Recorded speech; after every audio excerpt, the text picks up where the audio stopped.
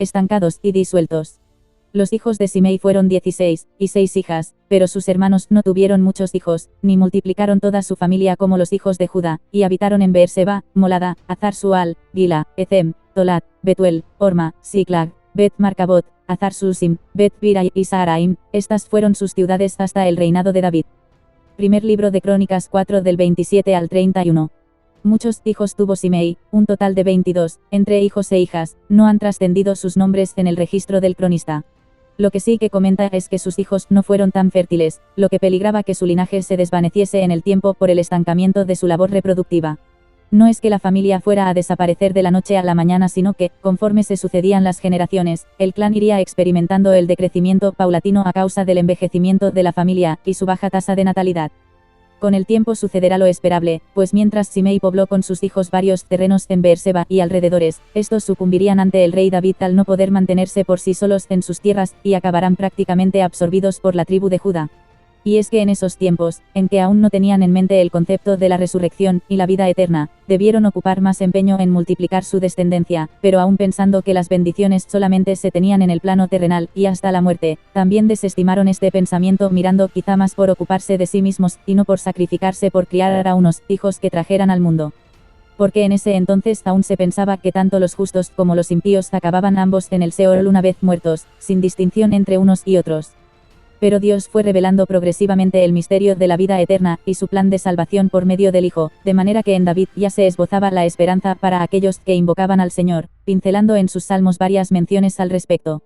¿Por qué no dejarás mi alma en el Seol, ni permitirás que tu santo vea corrupción? Salmos 16:10. Y en este verso se profetizaba sobre el momento de la sepultura y de la resurrección del Señor Jesucristo, que rompería el yugo del pecado y de la muerte que, desde que Adán pecare, se cernía irremediablemente sobre toda la humanidad.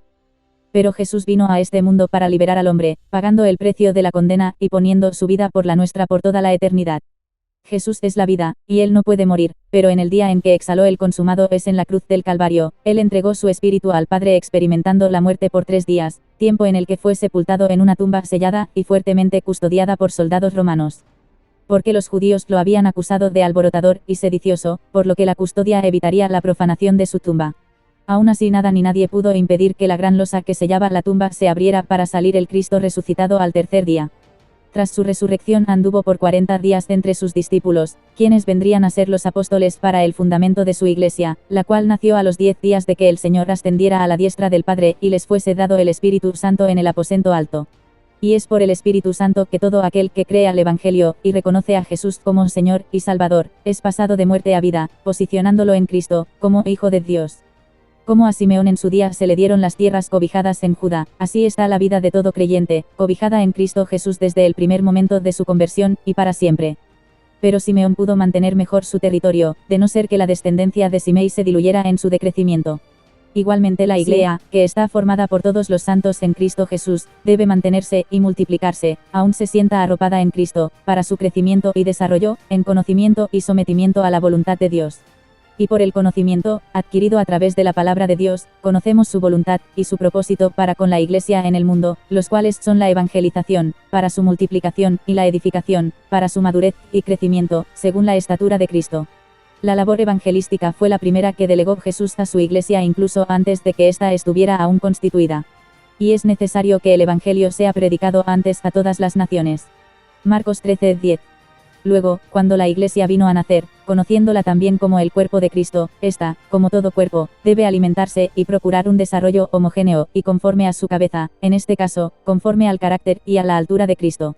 Y él mismo constituyó a unos, apóstoles, a otros, profetas, a otros, evangelistas, a otros, pastores y maestros, a fin de perfeccionar a los santos para la obra del ministerio, para la edificación del cuerpo de Cristo, hasta que todos lleguemos a la unidad de la fe y del conocimiento del Hijo de Dios, a un varón perfecto, a la medida de la estatura de la plenitud de Cristo.